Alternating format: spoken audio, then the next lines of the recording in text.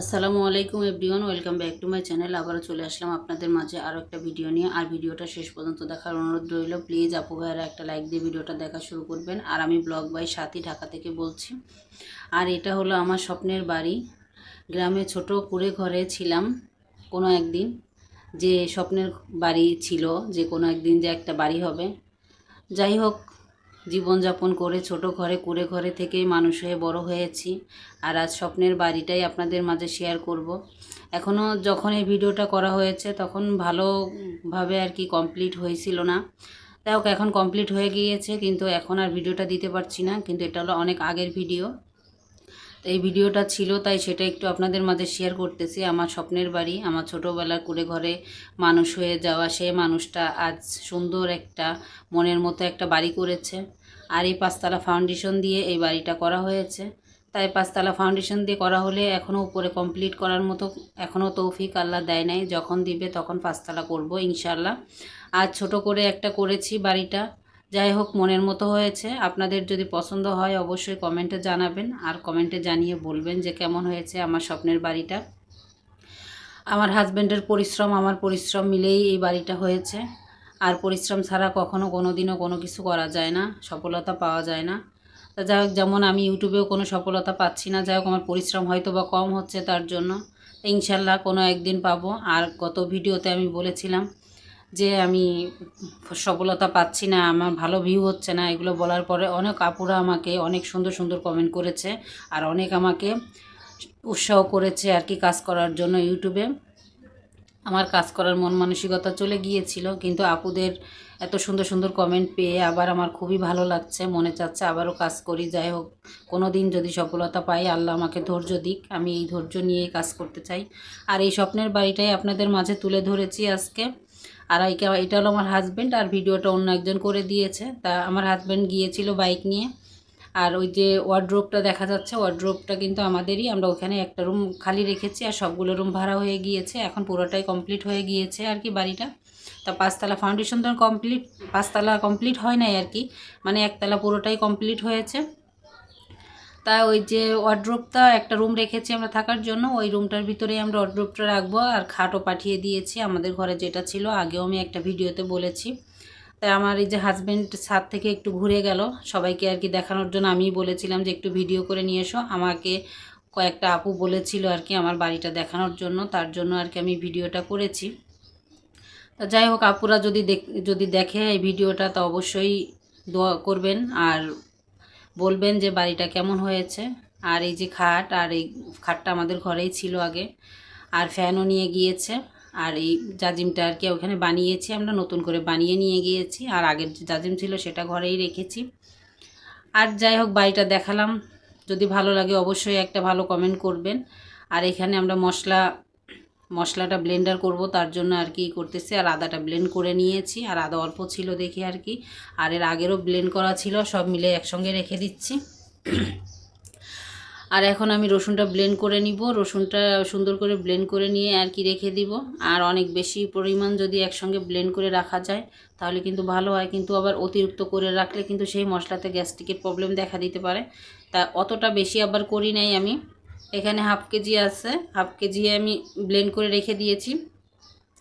তা এই আদার সঙ্গে যতটুকু রাখার ততটুকু আর কি মিক্সড করে রাখবো। আর জিরাটা গুঁড়া করে নেব। জিরাটা আমার আগেই গুঁড়া করা দরকার ছিল, কিন্তু আমার ব্লেন্ডারের ভিতরে একটু পানি ছিল দেখে আর কি করি নাই। তা আমি শুকনো যেটা আছে সেটার ভিতরে করে নিব।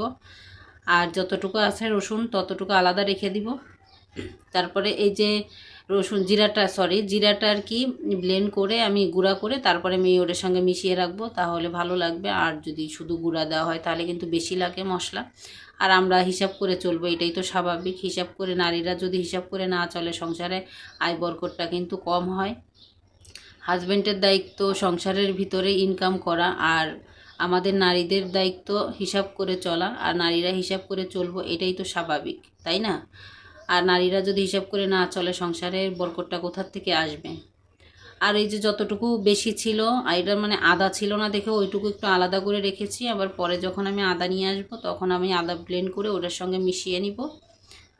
তা যাই হোক, এই যে আর যেগুলো আদা জিরা আর কি মিক্সড করা আছে সেগুলো আলাদা করে রাখতেছি। আর ডিপে একটা বাটি রেখে দিব আর নর্মালি একটা বাটি রেখে দিব। আমি কিন্তু এখানে কিন্তু তেল আর লবণটা কিন্তু মিশাচ্ছি না। অনেক আপুরা দেখি মিশায়, আপনারাও মিশাতে পারেন।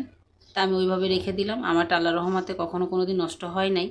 আর এখানে আমি ডিম রান্না করব আর ডাল ভুনা করব, তার জন্য আর কি ডিমটা সিদ্ধ বসিয়ে দিয়ে তারপরে এখন আমি ডালটা রেডি করে নিচ্ছি। ডালটা বসিয়ে দিব, তাই রসুন কুচি আর টমেটো কুচি আর পেঁয়াজ কুচিটা দিয়ে দিলাম। আর হাতে মেখে যদি ডাল রান্না করা হয় তাহলে কিন্তু খেতে খুবই ভালো লাগে। তো এখানে একটু হলুদের গুঁড়া, মরিচের গুঁড়া, ধনিয়ার গুঁড়া, স্বাদ মতো লবণ, একটু আদা রসুনের পেস্ট, এগুলো সবই দিব। আর এইভাবে আপনার ডাল ভুনা যদি কেউ করে না খান তাহলে খেয়ে দেখেন, খুব ভালো লাগবে খেতে। তাই একটু সরিষার তেল দিয়ে দিচ্ছি। আমি সরিষার তেল সবসময় খাই বলি আর কি, সবাইকেও আমি বলি যে একটু সরিষার তেলই খাওয়ার কথাই বলি। সরিষার তেল খাইলে কিন্তু গ্যাস্ট্রিকের প্রবলেমটা কম হয় বলে আর কি, কিন্তু আমার তো হয় না। আমার যা খাই আমার তাতে গ্যাস্ট্রিক হয়, আমার এতটা সমস্যা। আর গ্যাস্ট্রিকের জন্য তো ঔষধ খাওয়াই লাগে, ঔষধ না খেলে হয় না। তা যাই হোক, সবার তো সব কিছু হয় না, আর সবাই তো সব কিছু সহ্য করতে পারে না, এটা হলো কথা। আর এখানে এই যে পানি দিয়ে দিলাম পরিমাণ মতো। তা পানিটা আর কি আমার দিয়েছি কম হয়ে গিয়েছিল, আর তেজপাতা দিয়ে দিলাম 2টা। তা আমি চুলায় বসিয়ে ঢেকে রাখলাম, আর ঢেকে রেখে এখন আমি এই যে ডালটা আবার একটু দেখে নেব। ডালটা দেখেন পানিটা কিন্তু অনেকটাই কম হয়ে গিয়েছে। এখানে আমি আরও একটু পানি দিব, এটা অফ ক্যামেরায় দিয়ে দিয়েছি আর সেটা দেখাই নাই। তা পানি দিয়ে আমি আবারও ঢেকে রেখে রান্না করে নিব। আর এখানে ডিমগুলো সিদ্ধ হয়ে গিয়েছে, আর ওটা তো চুলায় হচ্ছে আর কি ডালটা, আর ডিমগুলো সিদ্ধ হয়ে গিয়েছে। এখন এই ডিমগুলো আমি সুন্দরভাবে ছিলে নিব। তা ডিমগুলো লবণ দিয়ে সিদ্ধ করলে কিন্তু ভালো হয়। আর অনেক ডিম আছে যে লবণ দিলেও কিন্তু হতে চায় না। যে ডিমগুলো যে মানে রেগুলার যে কি বলে যেটা প্রতিদিনের ডিম আর কি, সেটা যদি 2-3 দিন হয়ে যায় সেই ডিমগুলো কিন্তু সিদ্ধ হতে ভালো হয় আর কি। আর ডিমটা একটু কেচে নিব, আর ওর ভিতরে মশলাটা ঢুকবে আর কি কেচে নিলে। তাই আমি যে ডিমের খোসা আছে ওটা দিয়ে কেচে নিচ্ছি, কেউ ছুরি দিয়েও কেচে নিতে পারেন, যার যেভাবে পছন্দ সে সেভাবে এই করতে পারেন। তা আমার যেহেতু হাতে টাইম আছে তার জন্য একটু লবণ আর হলুদের গুঁড়া মাখিয়ে রেখে দিব। আর হলুদের গুঁড়াটা কিন্তু তেলের ভিতরে দিলে সেই ডিমটার কালারটা বেশি ভালো আসে। তা হাতে টাইম আছে দেখে আমি লবণ মরিচটা মেখে দিচ্ছি, যাতে লবণটা ভিতরে ভালোভাবে প্রবেশ করে আর একটু ভালো খেতে লাগে আর কি, তার জন্য।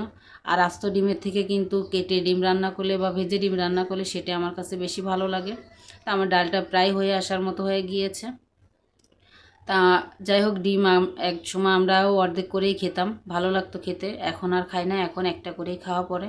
আমার শাশুড়ি মা যখন রান্না করতো খেতে এত ভালো লাগতো, আর ঘ্রাণটা যে কত সুন্দর আসতো, তা সেটা আর বলে কিভাবে বলবো আর কি। মানে আসলে বুঝি না, মানে এক একজনের হাতের কাজই তো এক এক রকম। সবাই কিন্তু আমরা একই রান্না করি, কিন্তু সবার হাতের রান্না কিন্তু একরকম হয় না, আর একরকম স্বাদ হয় না কিন্তু। আর পেঁয়াজটা ভাজার জন্য আমি অন্য চুলায় বসিয়ে দিয়েছি, আর এই চুলায় আমি ডিমটা আবার ভেজে নিচ্ছি। তাই ডিমটা একটু অল্প তেলে ভাজতে হবে, নাহলে কিন্তু ফেটে গায়ে আসার সম্ভাবনা থাকে। সবসময় কম তেলে ডিম ভাজা কিন্তু ভালো। তাই ডিমটা প্রায় আমার ভাজা গেছে, আমি পাশের চুলায় আর কি রেখে দিয়েছি। আর পেঁয়াজটা ভাজার জন্য তেজপাতা দিয়ে দিলাম, একটা এলাচ, 2 টুকরা দারুচিনি ছোট ছোট দিয়েছি, আর লবঙ্গ দিয়েছি একটা। আর এইভাবে কিন্তু ডিম রান্না করে যদি কেউ খেয়ে না থাকেন তাহলে খেয়ে দেখতে পারেন, খুব ভালো লাগে। আদা রসুন জিরার পেস্ট দিয়ে দিলাম। আর যেটার ভিতরে আমি ডিমটা আর কি লবণ হলুদ মাখিয়ে রেখেছিলাম ওইটার ভিতরে একটু পানি দিয়ে, আর মশলা আর কি হলুদের গুঁড়ো মরিচের গুঁড়ো সব কিছু দিয়ে আর কি আমি পানি দিয়ে ভিজিয়ে রেখেছিলাম, আর ওই মশলাটাই দিয়ে দিলাম। এখন দিয়ে দিচ্ছি টমেটো, আর সুন্দর করে ভালোভাবে কষিয়ে নিতে হবে। আর মশলার কষানোর স্বাদ হলে তরকারিতে আসে। মশলা যত ভালো কষানো হবে ততই কিন্তু তরকারি স্বাদটা ভালো হবে। আর ডিমটা আমি দিয়ে দিচ্ছি এটার ভিতরে, দিয়ে আমি ভালোভাবে একটু কষিয়ে নিব। আর কষিয়ে নিয়ে তারপরে আমি রান্নার পানিটা দিয়ে দিব। আর আমার পাশের চুলায় কিন্তু আমি গরম পানি দিয়েছি, আমি যে কড়াইয়ের ভিতর ডিমটা ভেজেছি ওই কড়াইয়ের ভিতরেই গরম পানি দিয়েছি। আমি এইটুকু পানি দিয়ে রান্না করে নিব। আর এই যে আমি পানিটুকুই দিয়ে দিলাম। আর আজকের মতো বিদায় নিচ্ছি। আল্লাহ হাফেজ, আসসালামু।